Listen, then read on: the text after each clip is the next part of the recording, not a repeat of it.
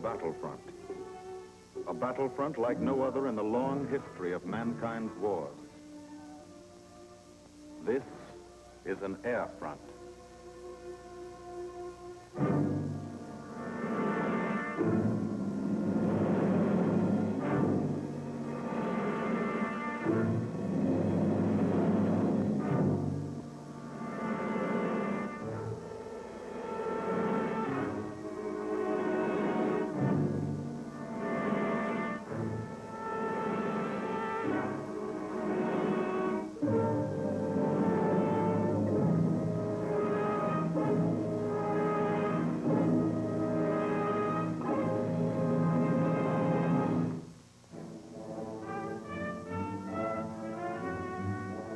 The working day begins, as it will end, with the ground crews, as much a part of the fortress as her wings. If you're a mechanic, you've got your own bomber. You get attached to it. But you know when your ship goes out on a mission, you may never see it again. So you do your work as well as it can be done, perfectly, because you wouldn't want anything to go wrong that would be your fault.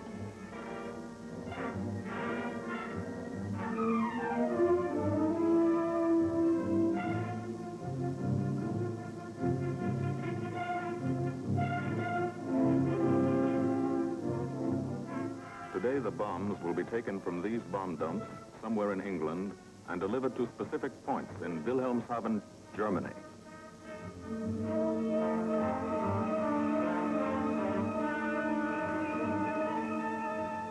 To deliver them is the job of the 8th Bomber Command, just a hauling job, yet one of the most difficult and complicated of military operations.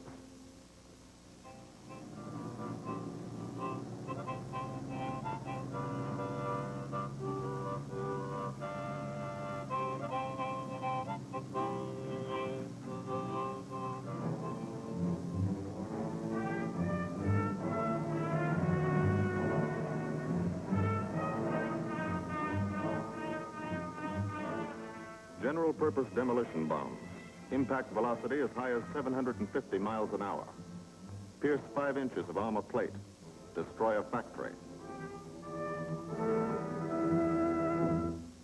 Briefing at 0800.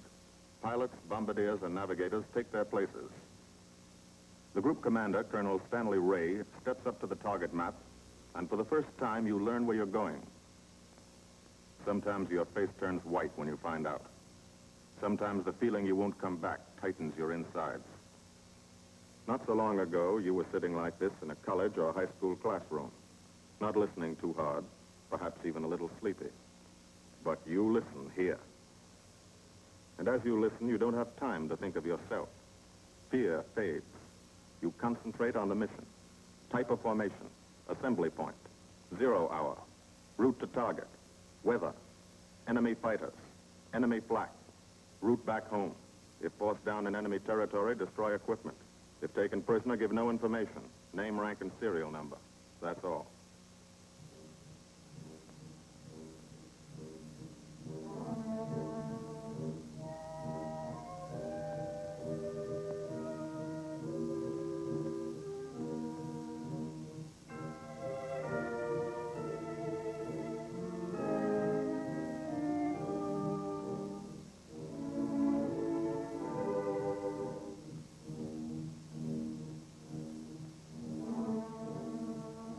These are the passengers with one-way tickets. And this is the crew of the Memphis Belle, 324th Squadron, 91st Heavy Bombardment Group. Just one plane and one crew in one squadron, in one group, of one wing, of one Air Force, out of 15 United States Army Air Forces. Well, fellows, we've never had an easy ride over there yet. And today won't be any different. No escort except unfriendly. So keep your eyes peeled. Don't get excited and yell when you're talking on the intercom. Save your ammunition and make your shots count. And let me know what goes on back there, Quinlan. Yes, sir. Stay on the ball, gang, and she'll bring us back like she's always done. Okay? Let's go.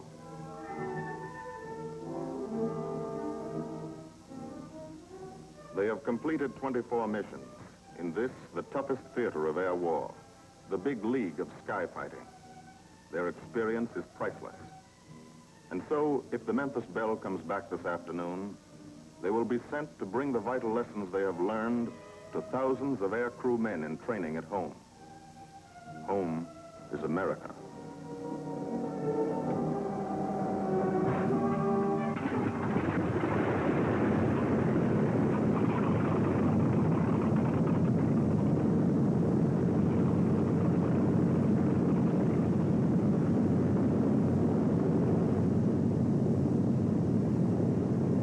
This is a battlefront, like no other in this or any war. No monster armies, no booming cannon. Only the roaring engine sound of the bombers pounding through the quiet English countryside. This is an air front.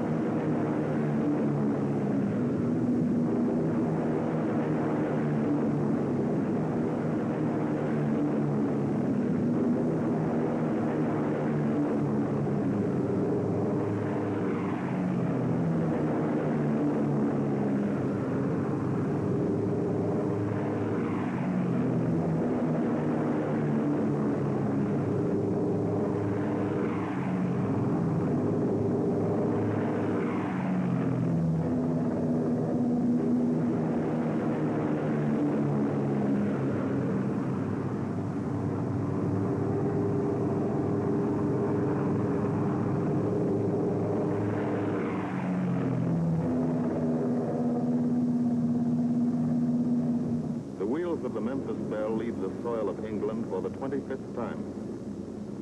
The friendly soil of England, with its ordered farms and rural hamlets, its country estates surrounded by formal gardens and well-kept parks. The England these Americans knew only from the classics they had to read in school. The England of the towns and cities, whose people have defended their island's freedom for over 1,000 years. But today, their countryside has changed. Today, their island has been converted into a gigantic bomber field, a super aircraft carrier anchored off the shores of Fortress Europe, with hangars and machine shops, with hundreds of dispersal points, perimeter tracks, and concrete runways. This is England in its 5th year of war. And this is the new battlefront, the air front, from which we seek out the enemy. Not his infantry or his artillery, not his panzer divisions, but the greater menace, the industrial heart of his nation, the foundation on which the Nazi Empire and its armies stand, the power behind the German lust for conquest. The steel mills and refineries, shipyards and submarine pens, factories and munitions plants, pinpoints on the map of Europe which mean rubber, guns, ball bearings, shells, engines, planes, tanks, targets. Targets to be destroyed. And these are the destroyers, each with a belly full of bombs, and 10 men like the crew of the Memphis Belle. Pilot Captain Robert Morgan, industrial engineer from Asheville, North Carolina. He's flown this ship across the Atlantic. The other pilot, Captain Jim Verinis, business administration student at the University of Connecticut. Radio operator and gunner, Sergeant Bob Hansen, construction worker from Spokane, Washington. Navigator, Captain Chuck Layton, chemistry student at Ohio Wesleyan. Engineer and top turret gunner, Sergeant Harold Locke, from Green Bay, Wisconsin. Used to be a stevedore. Besides keeping the Belle in order, he covers the sky above. Tail gunner, Sergeant John Quinlan of Yonkers, New York. Clerked for a carpet company, but he quit December 8, 1941. Ball turret gunner, Sergeant Cecil Scott. Firstman for a rubber company in Rahway, New Jersey. Pilot to crew, 10,000, put on oxygen. They're climbing higher now, 300 feet a minute. The strain on the planes and on the men is mounting. The rest of the crew, Bombardier Captain Vincent Evans, operated a fleet of trucks in Fort Worth, Texas. Waist gunners, on the right, Sergeant Bill Winchell, chemist for a paint company in Chicago. And on the left, Sergeant Tony Nastal, used to repair washing machines in Detroit when he was a kid. Now he's 19 and has 2 Nazi fighters, confirmed.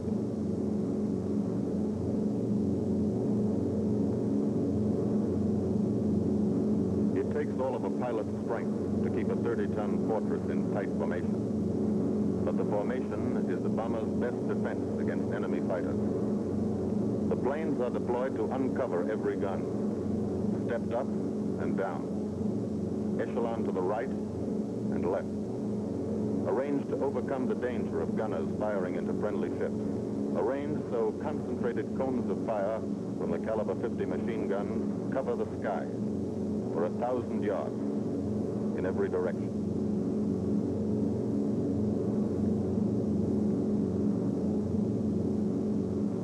The friendly coast of England slips by below. It doesn't look like much now, but in a few hours when you come back, if you come back, this will be the most beautiful view in the world. Higher and higher, climbing to reach your best operational altitude, 25,000 feet, 5 miles straight up. So high you can't be seen from the ground with the naked eye. So high that after 1 minute without oxygen, you lose consciousness. After 20 minutes, you're dead.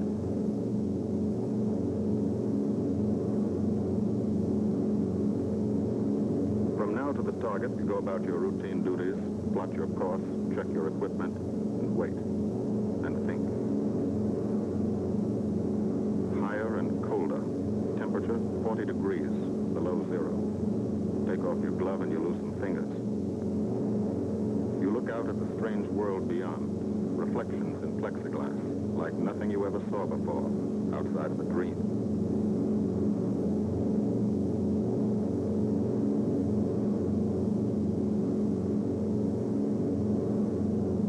Higher and higher into the lifeless stratosphere, until the exhaust of the engines mixing with the cold, thin air condenses and streams the heavens with vapor trails.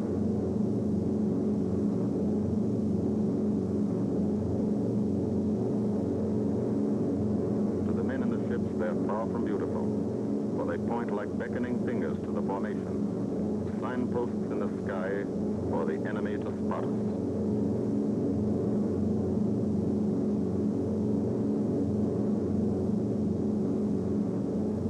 For these bombers to accomplish their mission, a plan is needed. Carefully worked out, timed to the minute. The job is to bomb Wilhelmshaven effectively and economically. The enemy is strong, skillful, determined to stop us. Here are his defenses. Air drones, well dispersed. Each plane indicates a stopo, or squadron of fighters. Heavy anti-aircraft, highly trained and accurate, all along the coast and defending his vital installations. Radar to warn him of our coming. Here is our plan to divide his defenses and weaken his opposition. At 13:30 hours, shortly after takeoff, 6 groups of planes will be heading toward the enemy coast from 6 directions. The Blue Force, 100 B-24 Liberator 4-engine bombers. The White Force, 300 B-17 Flying Fortresses. The Green Force, 300 B-17s with an escort of 6 squadrons of P-47 Thunderbolts. A force of B-26 Marauders, twin-engine medium bombers, with 6 squadrons of RAF Spitfires escorting, almost 1,000 planes and over 8,000 men in the air. The enemy alerts all his airdromes. But which is our main force? What are our targets? Where should the Nazi controllers send their fighters? It's our job to make them guess, and guess wrong. A half hour later, at 1400 hours, the Blue Force will be heading east across the North Sea, with the White Force following. These enemy fighters are tied down, waiting to meet them, and will not be able to attack the Green Force. These fighters must come up to attack the Green Force, and thus will be no threat to the Blue and White Forces. The B-26s and Spitfires will bomb and strafe a key rail junction, diverting these 6 stop-ons and preventing the enemy from concentrating too many fighters on the Green Force, which is scheduled to bomb an aircraft factory at Hanover. At 1430 hours, the Blue Force will threaten this entire coastal area of northwestern Germany. Which target will it be? Flensburg? The Kiel Canal? Or will it turn suddenly and bomb Hamburg, Wegesack, or Emden? Actually, it carries no bombs at all. It's a decoy and keeps the fighters from the northern area busy while the White Force, the main effort, heads for the submarine pens of Wilhelmshaven.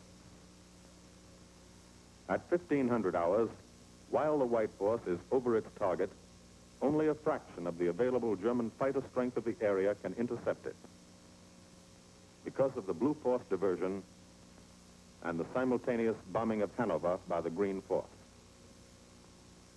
This is the plan of battle for today, drawn up by the Combined Operations Planning Committee and approved by the Commanding General. The White Force, lead group, low squadron. We've crossed the invisible line of enemy radar. The Hun is expecting us.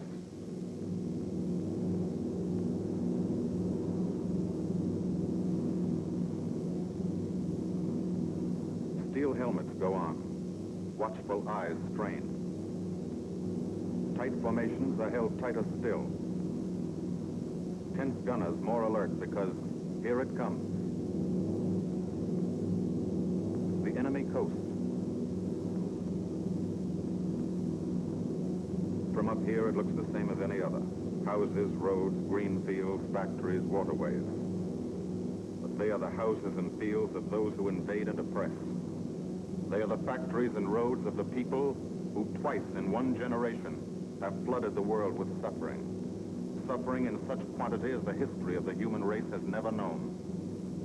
Brought torment and anguish into countless American homes. Gold stars and telegrams from the War Department.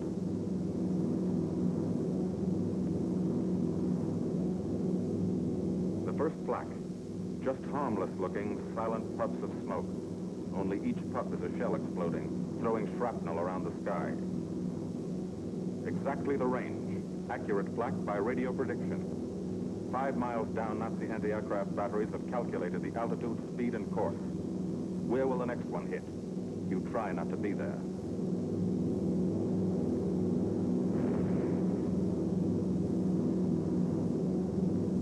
The docks and submarine pens of Wilhelmshaven. Approach to the target starts. No smoke screen can protect it.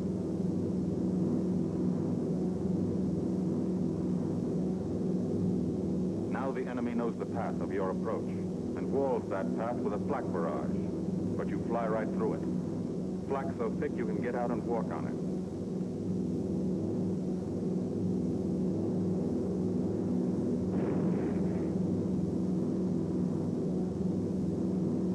Morgan changes course every 15 seconds. Evasive action to confuse the flak batteries. Bomb site set for correct altitude and speed.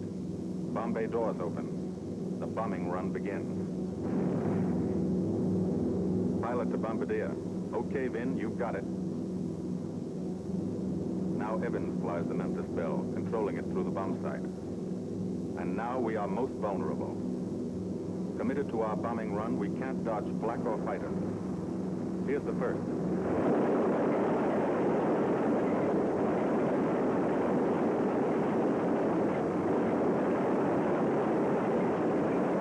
Top turret fires at him. Evans must ignore the battle. Crosshairs lined up on target. Adjustments for wind drift made. Two more fighters diving from 9 o'clock. Flak now has the range too. They've hit this sport, but he keeps on his bombing run.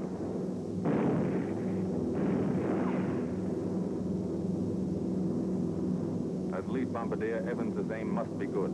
Every other ship in the group will drop its bombs when he drops his.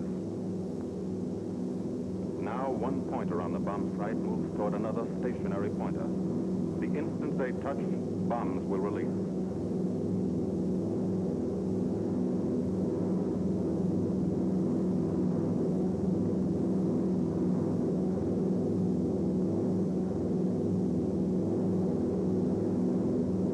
They touch. Bombs away.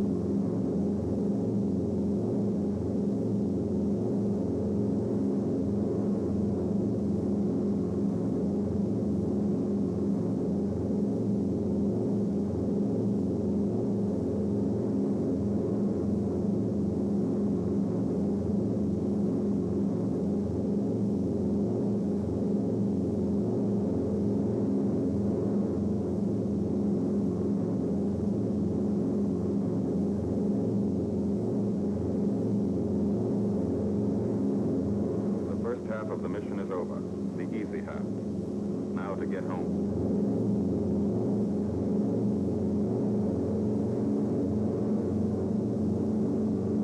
The flak stops. That means fighters out there somewhere. A staffel lurking behind that cloud, or hiding up in the sun where the glare blinds you and you can't see them, waiting to dive down on you. Fighters at 6 o'clock. This is what a gunner sees. A speck in the sky. That's a fighter. And then a blink. That means he's firing at you. 2,300 rounds a minute.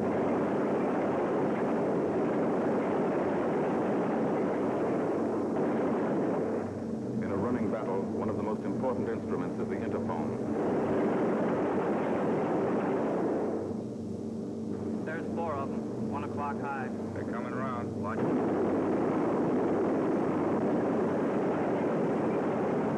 Fighters, 6 o'clock up, coming in, diving out, Chief. B-17 in trouble out at 2 o'clock, watching. Got an engine on fire.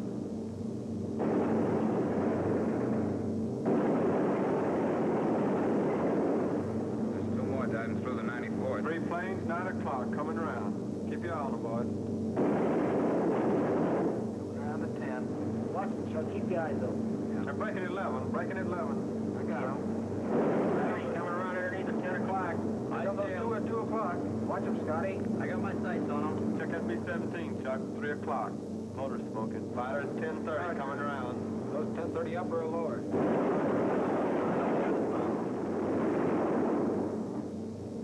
B-17 out of control at 3 o'clock.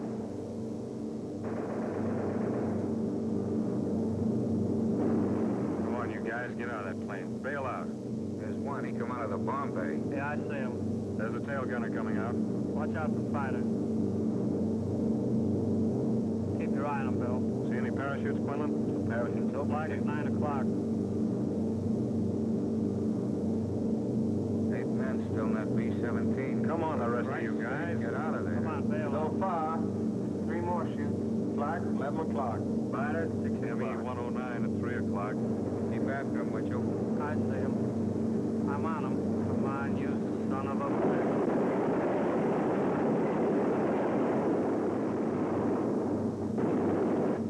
I got him. Quinlan, confirm that fighter. He got him, Chief. Look, he's bailing out. There's 10 o'clock. Watch those 2 and 12 vans. They're coming in. They're coming in, Scotty. Get that ball turret on them. Save the ammunition as much as possible.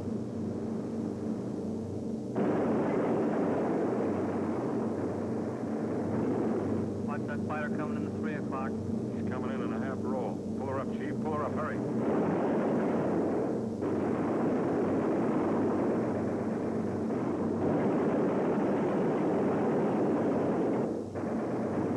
This fortress is hurt. Engine on fire, losing airspeed and altitude, drifting into the flak, alone and helpless, a straggler. In a minute, Nazi fighters will swarm in like buzzards for the kill.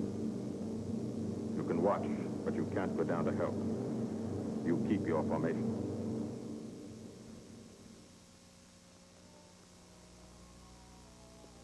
Here, too, the mission is being flown.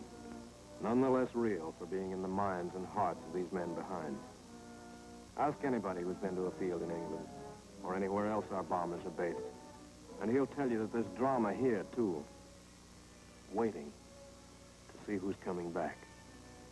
To watch them, you might not realize how tense these ground crews are. But they are tense, and plenty worried. In Air Force talk, this waiting is known as sweating out the mission.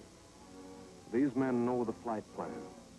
Their watches told them when the bombers were running into enemy flak, when they were over the target, when they left the enemy coast. And now their watches tell them the bombers should be nearing the field. Every ear strains for the first sound of the engines. And then somebody hears them. And somebody sees the first faint specks in the distant sky.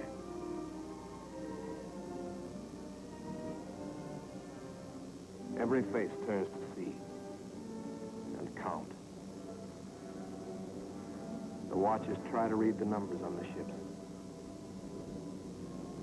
These planes have priority to land first.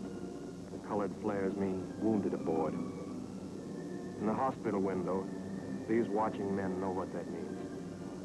They know what it feels like to lie on a bouncing fortress floor for hundreds of miles through the frozen stratosphere in great pain, with the other men in your crew fighting to keep you alive until they hit the field. The field. Home. It'll be okay then, because there'll be medical care, the best, as soon as the wheels of your plane stop rolling.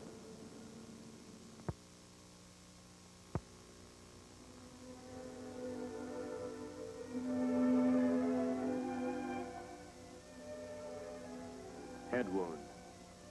Concussion. 20-millimeter cannon shell exploded in his radio compartment. Shock. Internal injury. He'll be all right, though. Flak burst scattered flying shrapnel. He's full of steel splinters. This pilot's leg is not a pretty sight. Neither are the docks at Wilhelmshaven. These men will all get the Purple Heart. And this man, too, posthumously.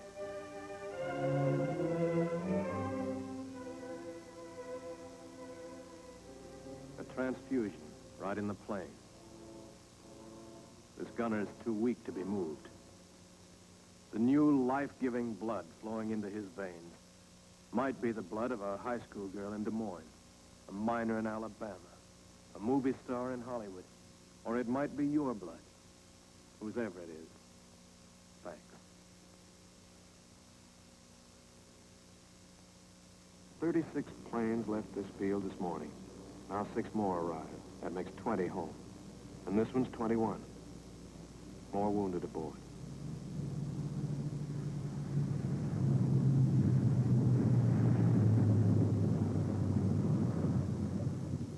"22, coming in with his left inboard engine dead.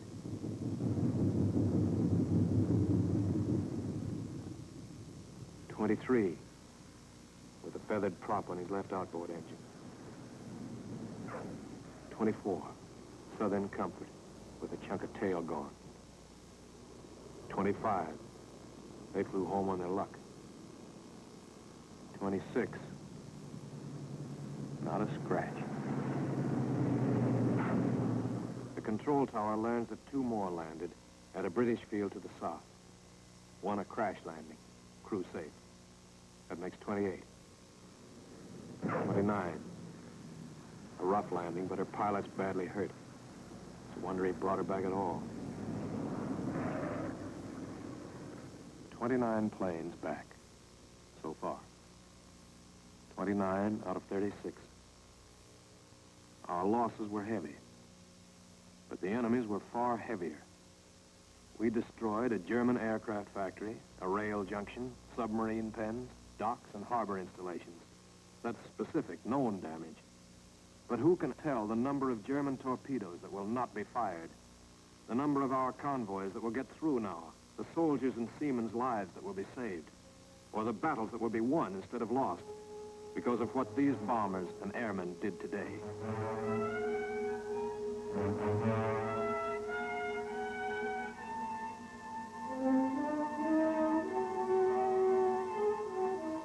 Pilot and tail gunner. They can laugh now. Fire on the inboard engine did this. Flames streaked back and burned the stabilizer, too. Another crew luck brought back.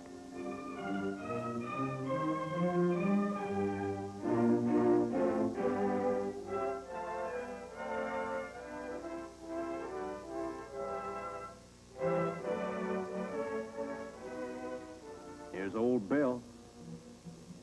A pretty good airplane when it took off. Lost its nose, lost its navigator, bombardier wounded, top turret gunner and pilot hit. Hydraulic system shot out, no brakes, no flaps. But old Belle came back.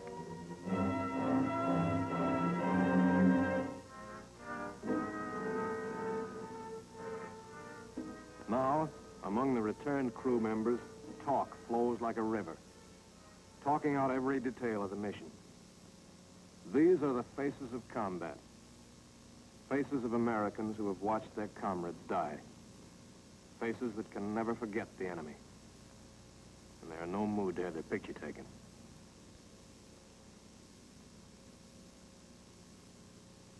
In the control tower, Colonel Ray, the group CO, is still watching and waiting.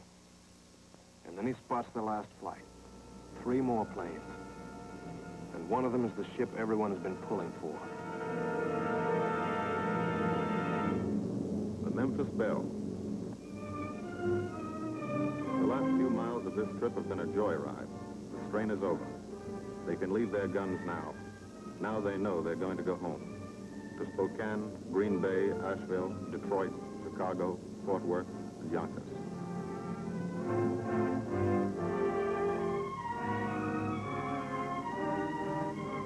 The Belle comes in for her landing. But first Morgan buzzes the field, cuts the grass with the giant fortress. It's against the rules, but this is a special occasion.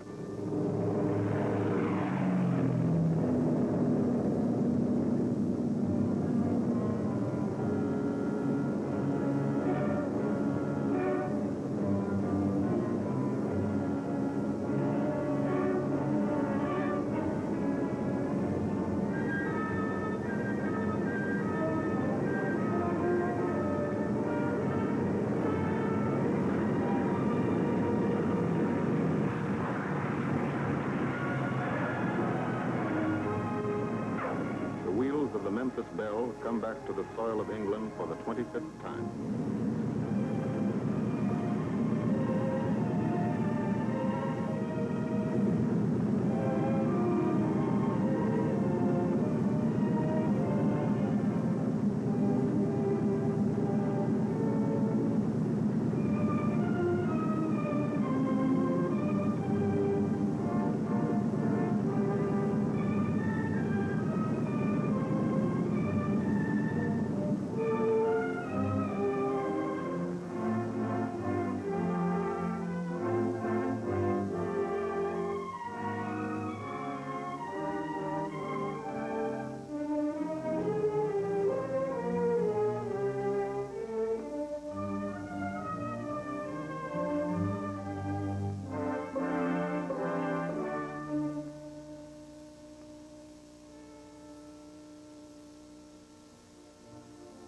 This is a day they will never forget.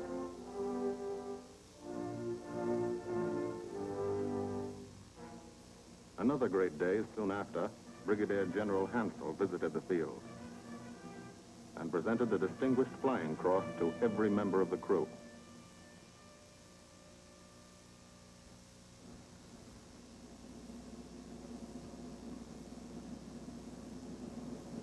And then there was another day.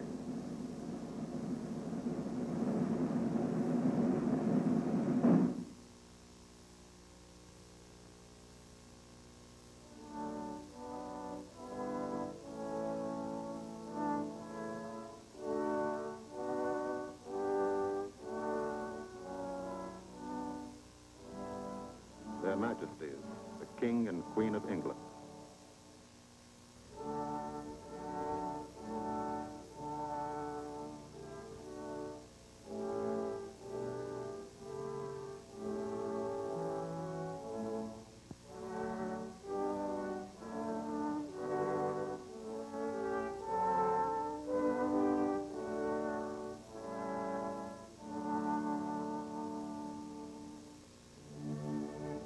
Johnny Quinlan never thought anything like this would happen to him when he left Yonkers.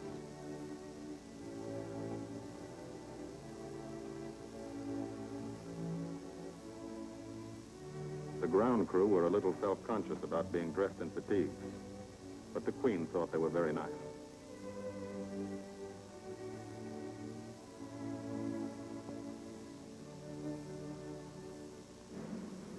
Finally, two more visitors came. General Acre, commanding the 8th Air Force, and General Devers, U.S. commander of the European Theater. The Belle crew received them in flying clothes, as General Acre read the order for what he called their 26th and most important mission: return to America to train new crews and to tell the people what we're doing here, to thank them for their help and support, and tell them to keep it up so we can keep it up, so we can bomb the enemy again and again and again until he has had enough. And then we can all come home.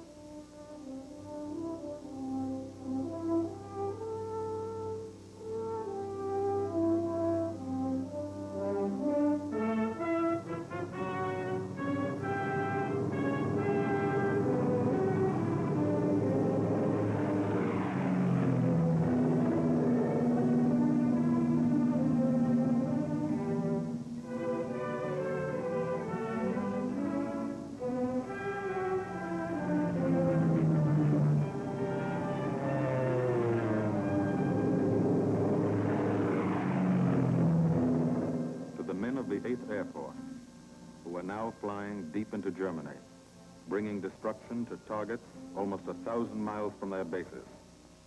Destruction like this. And who have never once been turned back by the enemy. To those men, this film is gratefully dedicated.